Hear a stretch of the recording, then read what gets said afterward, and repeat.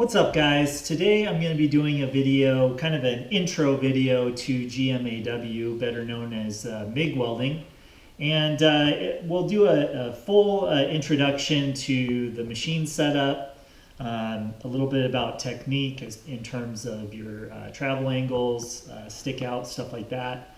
And then I will do just a bead on the surface, just a flat bead, kind of show you how to get the hang of putting down an acceptable bead first on just flat plate in the flat position.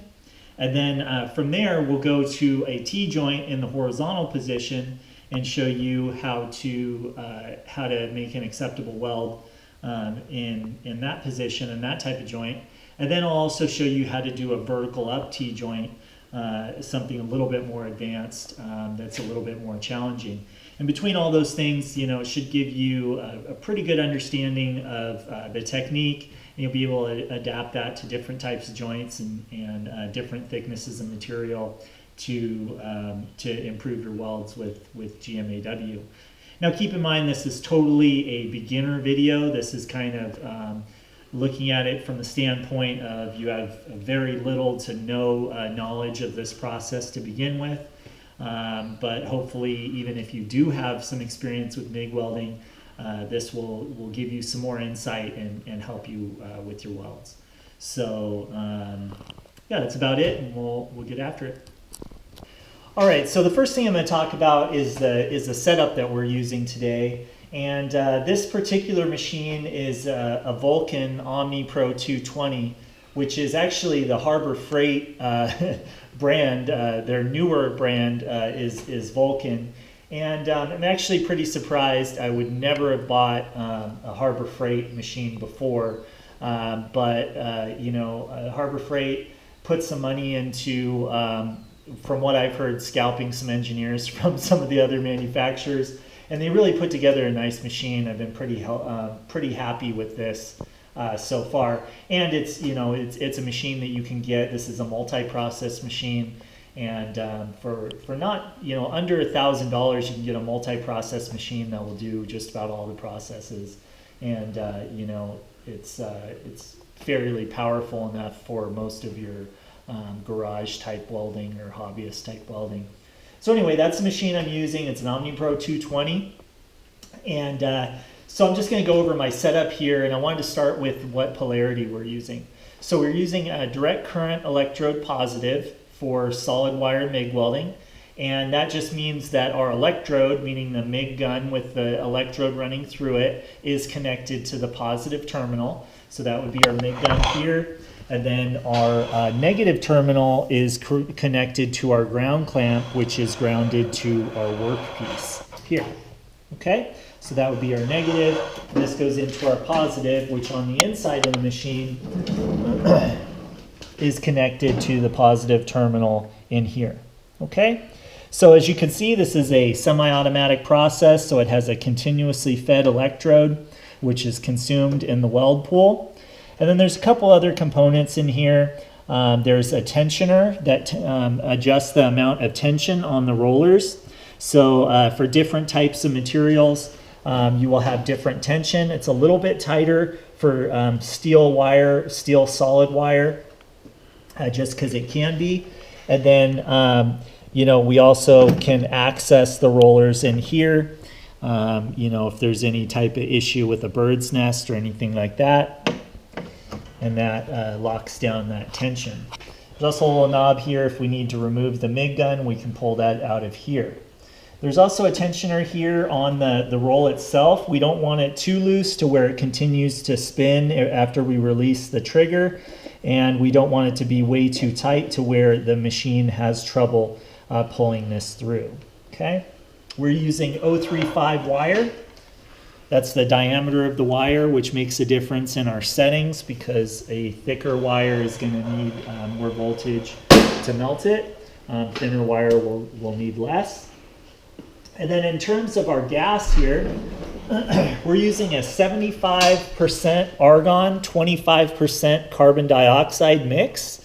That is a very important thing to talk about. because our gases are going to make a huge difference in the type of welding that we're doing, the mode of transfer, what's called the mode of transfer that we're in. This 75-25% carbon argon CO2 is probably our most common thing that we see used, and is going to be, you know, if you just walk into a welding supply and say, hey, I need MIG gas, most likely they're going to give you this. There are some different options there. One thing I want you to keep in mind is that we are going to be welding in the short circuit mode of transfer exclusively in this video. Okay, we're on thinner material. So the mode of transfer we're going to be using is called short circuit. That's at lower voltages and wire feed speeds, and with smaller percentages of argon gas. That's the mode of transfer that we're going to be welding in. Now, if you have no idea what I'm talking about, don't really worry about it. I'll probably be doing another video in the future that gets more in depth with the modes of transfer and show you the differences and when you transition to other modes of transfer and things like that. But with 75-25 gas, or even like 100% CO2, you're going to be exclusively in short circuit mode. Okay, and that's probably the most common, definitely the most common on thinner materials, which is what most people are going to be welding with MIG on. So that's about it for the gas. We do have a regulator here. I'm going to be running at about 25 CFH for my, my flow rate on my regulator.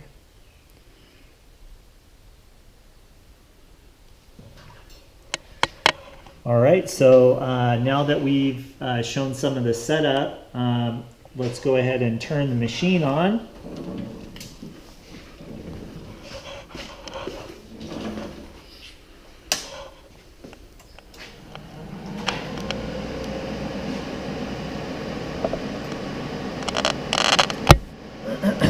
Now we're going to be welding on some 10 gauge material.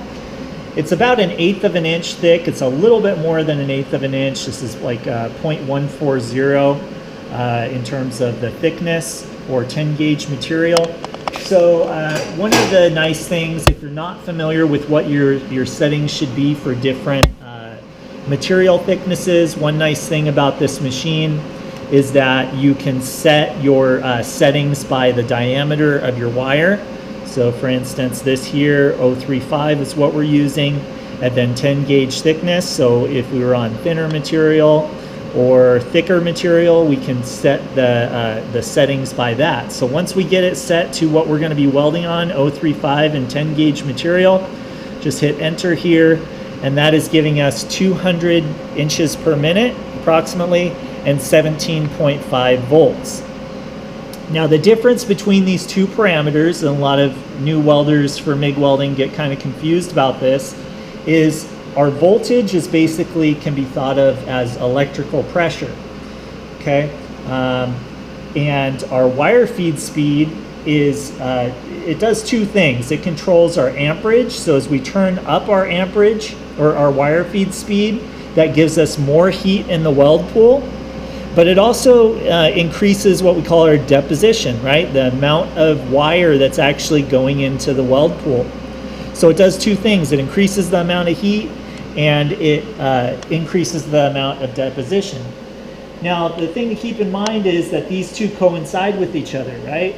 If we have a lot more wire feed speed, typically we're going to need more voltage or electrical pressure to be able to actually melt that effectively, okay? So they do coincide with each other. You can do small adjustments to each without touching the other one, but as you go up, you know, large adjustments, you're going to have to adjust them together, either up or down, whichever way you're going, right? But you can make some changes to either one to get different results. For instance, if you want a little bit more heat in the weld pool, you could give yourself a little bit more wire feed speed. Or if you wanted more deposition, more wire going in, you give yourself more wire feed speed. Let's say you're getting kind of a high bead, and it's just kind of, you know, the profile's a little bit too high and you'd like to flatten that out, then you'd want to give yourself more voltage, or vice versa if you want the opposite effect. Okay, so they will do different things in terms of you know, setting your machine and how that will affect the profile of your bead. All right, so that's enough about that. Let's get to the welding now. All right, so the first thing we're going to do is this is just the surfacing bead in the flat position on plate. So if you've never MIG welded before, this is probably where you're going to want to start just to get a hang of it, see you know, how the weld pool behaves, what your different angles will do, and how that will make you know, changes in your weld quality. So I wanted to talk about basically the three things, actually four things that will affect your weld quality and the appearance of your weld. And that is your travel angle, your work angle, your travel speed, and then oscillation. And basically you have, first you have your angle in relation to the work. So that would be this way, right? So we're just doing a flat bead on this plate, so we want to keep basically our angle at 90 degrees in terms of we don't want to point this way or this way because we want that bead to be nicely balanced on both sides as we go through, right? Now our travel angle is in relation to travel. So if we're going to travel this direction, I'm going to use a slight drag angle, okay? So I'm going to turn over about 20 degrees in relation to our travel, and as I'm going along, I'm just going to drag that weld behind the electrode, okay? Now we have two choices here. We could use a drag angle, where you're dragging behind, or we could use what's called a push angle, okay? Like this. These will give us two different types of beads, okay? A drag angle, you're directing your filler metal into the weld pool and you're directing heat into the weld pool. So a lot of people say that this will give you better penetration. Now the reason why I'm saying a lot of people is that there is some debate about whether you can get just as good of a weld in terms of strength with the drag versus a push.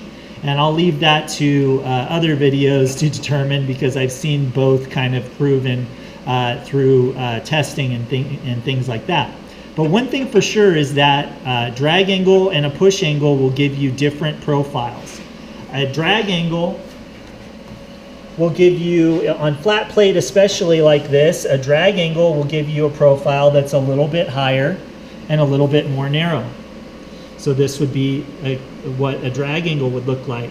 Now at the same settings, if you switch to a push angle, you're going to get a little bit more of a flatter, wider profile, okay?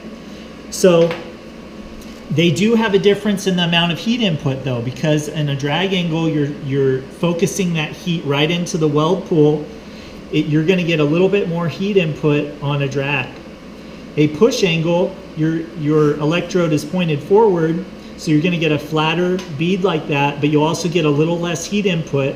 So it might be a little bit better choice to use this if you're dealing with some very thin material such as sheet metal. So that's where I use a push angle a lot, is with sheet metal. Okay, so that's the difference between a drag and a push. On this, it's a little bit thicker, 10 gauge, so I'm going to use a drag angle as I go through. And no more than 20 degrees. We never want our angles, no matter what type of process that we're welding with, what type of material, doesn't matter. We never want our angles to be very, very extreme either way, okay? We're going to get more spatter that way, just a variety of things. We're not really directing the heat into the weld pool, so we're going to get lack of fusion, all kinds of issues with that. So we never really want to go too extreme. So we want about a 20-degree angle either way, whether we're pushing or dragging, okay?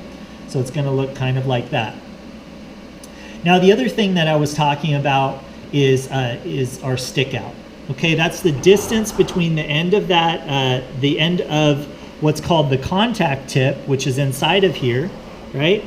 That contact tip is where that determines the end of that to the actual weld pool or workpiece is what determines the length of our stick out, right?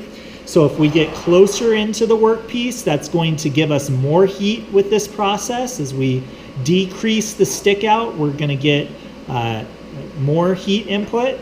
As we come further away, we get kind of a longer conduit for that electricity to go through, which reduces our amount of amperage.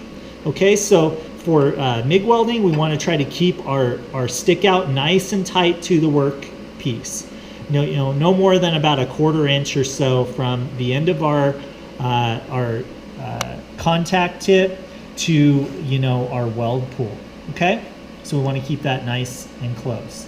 The other thing is our travel speed. Of course, we don't want to go too fast to where we're not really giving that weld pool a chance to fill up and actually do some welding, and we don't want to go so slow that we end up with a really big misshapen weld bead. We want it to be nice and consistent, smooth transition of the toes into the base material is always what we're looking for in terms of profile.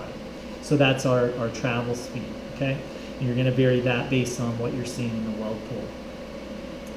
And then the other thing that you have a choice of is your manipulation. Whether you're just going to drag straight across, keeping very consistent, you can do kind of a forward and a back, also called like a whip, not way outside of the weld pool, just very small. That's okay. You can do like a cursive E, that's all right as well. Also W weave. There's a variety of different things that you can do, all achieving basically the same result.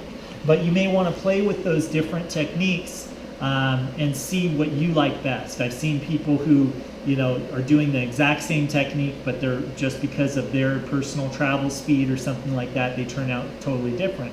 So try a few different types of manipulation if you want, or no manipulation at all, and see what you like best and what gives you the best profile. We always want, in terms of our bead, we always want kind of a profile like this, a nice, smooth, flat, consistent bead that has a smooth transition into the base metal.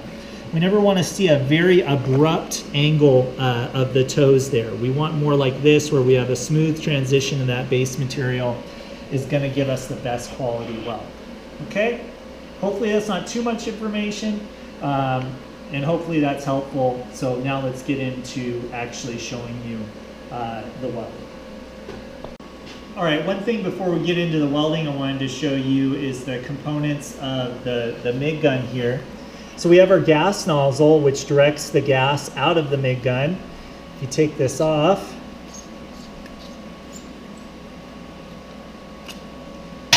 we have our gas diffuser here, and then we have our contact tip.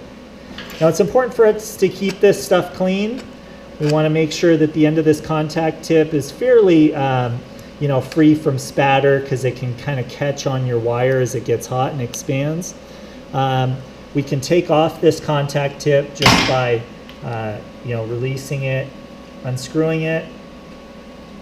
And you may have to change these from time to time if that hole in the center starts to open up and be really loose around the wire to where it's not making good contact. It may need to be replaced. Also, of course, if you stick it in the weld pool, it needs to get replaced sometimes if you can't salvage it. So that is something that happens. It's what's called a consumable, right? So you need to have a couple extras of those. This is also what's called a welper. It's a MIG welding plier. It has, these particular ones have this file on the outside, which is really nice for cleaning your contact tips.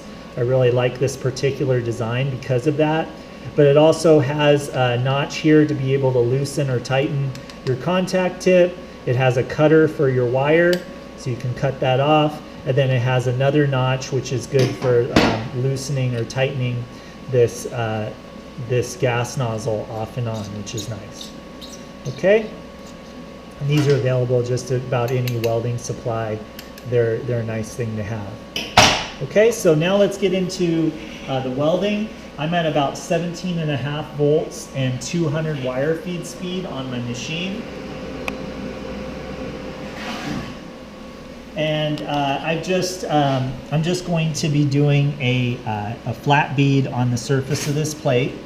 And one thing I wanted to mention is the mill scale, which is this sort of scale on the surface of the plate from where it was ran through the mill.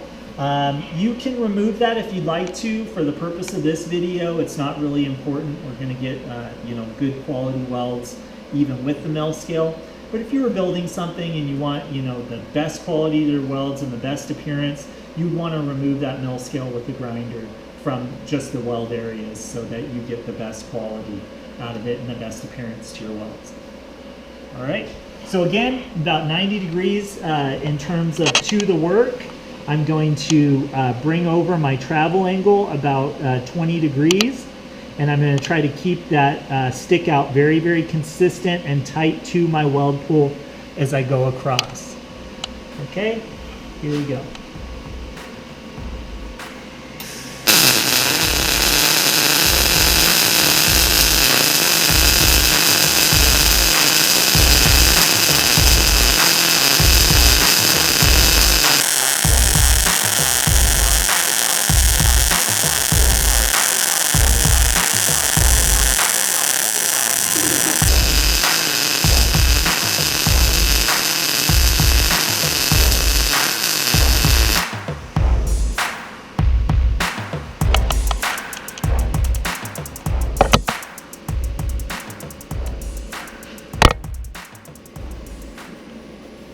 So that was just a very, very small oscillation in terms of I was going forward and kind of pausing as I went forward.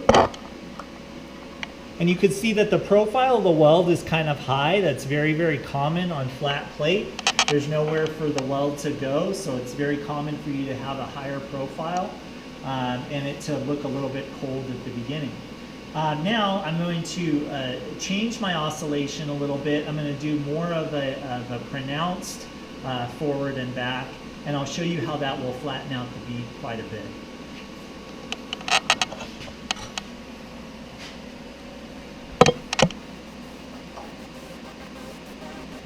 All right, there we go.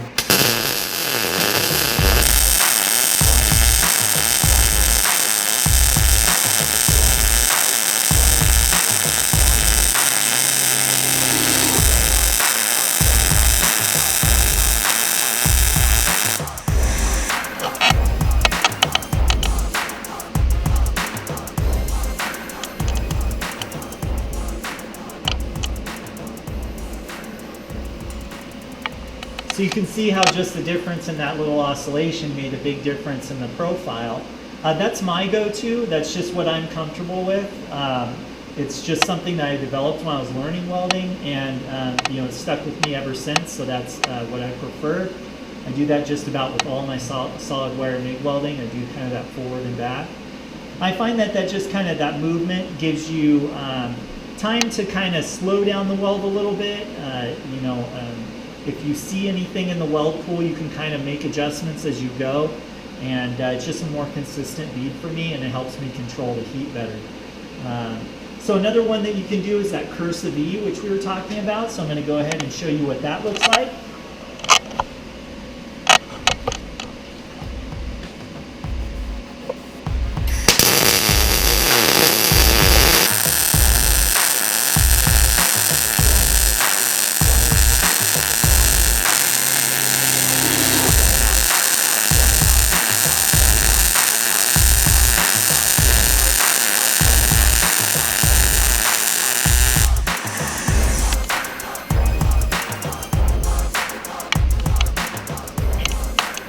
You can see that gives you just a little bit different profile and kind of look to the bead. You can kind of see the ripples of that E as you go through.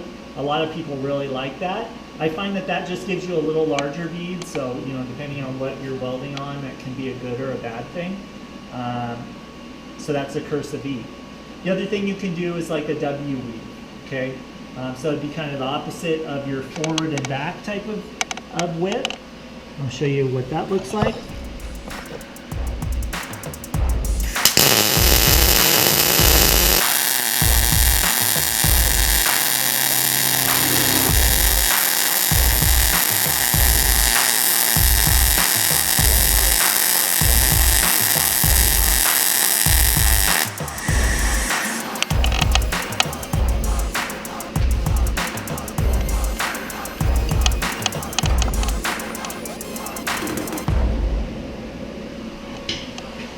All right, so that's 4 different types of oscillation, and you know what difference it'll make in the look of your beads. And you can play with those again to see what you feel most comfortable with and what you like. All right, so now I'm going to do a T-joint in the horizontal position. And I just wanted to talk about positioning your body to be comfortable. We want to make sure that throughout this entire weld that we're really well planted, that our body is comfortable, that we're not going to be getting hung up on anything, that we can maintain all these angles correctly as we go through our weld. In this situation where we have a very small T-joint, we can move it wherever we want, we can position it however we want. There's really no excuse for us to not get a consistent bead because we're not having to deal with any of the problems that we see in fabrication in terms of not being able to have good access to a joint. So we just want about a 20-degree drag angle again. Okay, we want our work angle to be about 45 degrees, maybe just a little bit lower than 45 degrees to get a nice flat bead in the corner of this joint as we go through. Okay, so take a couple little trial runs in that nice comfortable position that you've established to make sure that you're not going to get caught up on anything, and then we'll go ahead and put this bead down. Okay, all right, here we go.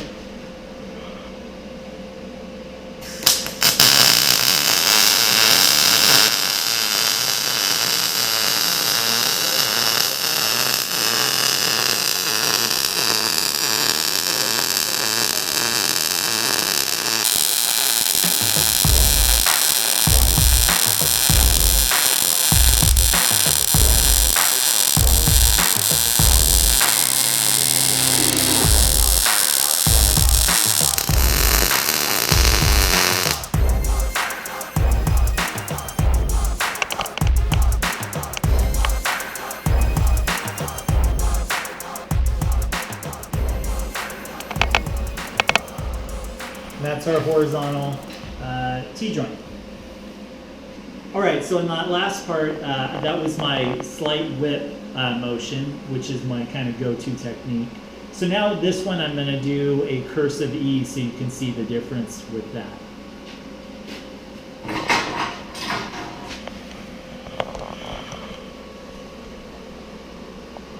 All right, here we go.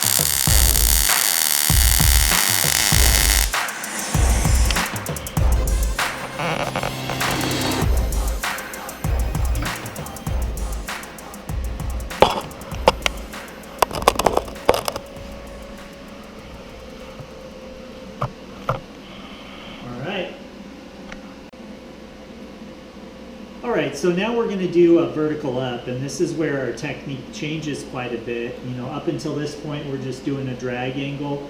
Now, for vertical up, there's a very, very specific technique that if you use it, I can pretty much guarantee that once you kind of get down the rhythm of it, that you'll be able to get a nice flat bead going vertical up. And that's really the name of the game. That's what's very difficult about vertical up, is that you need to vary your settings and your technique to be able to get that bead to lay flat. A lot of times, kind of builds up, and because of gravity, the hot puddle will want to kind of droop down. You end up with kind of a pile up of material, and the bead will look kind of high, or be kind of droopy in the center of the face of the bead. So I use like a Z-weave pattern and a push angle going vertical up, pretty standard. And if you get the rhythm of it down, you can get a nice flat bead going vertical up. So the technique is basically, if this is about a 90-degree angle in terms of our travel, we're going to go just about 20 degrees of a push angle. not too extreme. We don't want to be way far back, and we definitely don't want to be pointed down. I see a lot of welders doing that as they go vertical up, and that's basically just you know, a recipe for disaster in terms of the appearance of your bead. So we're going to use a slight push angle, and we're going to go from side to side in a sort of Z-weave pattern with a pause on the side. So it's going to be fast across the front, pause on the side. And we're going to advance slightly up as we go, but we want to make sure that we're not going too far that leaves any voids in the toes of our weld. So we want all the weld, the Z-weave as we go up, we want it to really tie into what we just welded sort of side by side so that we get a nice flat bead as we go. Okay, so that's the basic technique there. In terms of our settings, we're going to want to turn down our wire feed speed at least about 10 to 20%. So in what I was using before is about 17.8 volts and 200 wire feed speed. So now I'm going to turn it down to about, I'm going to say about 176 sounds good. 17.8 and 176, right around there somewhere, should be good. That way it reduces the amount of deposition I have and the amount of heat I have in the weld pool, because it's a much slower transition up or progression up. It's a lot slower, and we're staying in that weld pool for longer, and then we also have gravity to deal with. So we want to reduce the amount of heat there going vertical up. And with these settings and that technique I was just talking about, we should be able to get a nice consistent flat face to our bead. Okay? Let's give it a shot.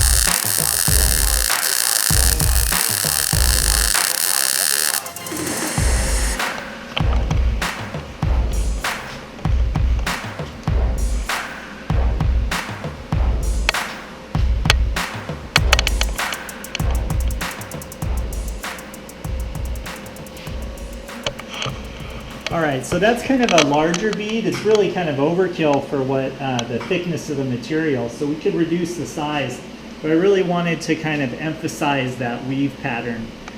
Again, fast across the front, pause on the sides. That's the key.